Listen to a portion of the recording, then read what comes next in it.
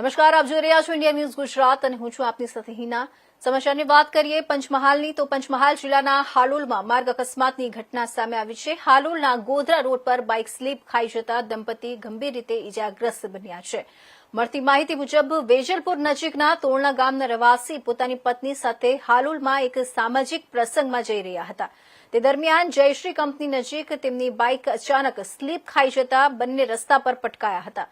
આ અકસ્માતમાં બાઇક ચાલકને પગમાં ફ્રેક્ચર થયું છે, જ્યારે તેમની પત્નીને પણ ગંભીર ઇજાઓ પહોંચી છે।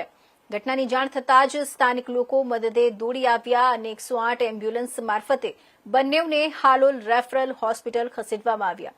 પ્રાથમિક સારવાર બાદ બંનેવની ગંભીર સ્થિતિને ધ્યાનમાં રાખીને વધુ સારવાર માટે તેમને ગોધરા ખાતે રેફર કરવામાં આવ્યા છે।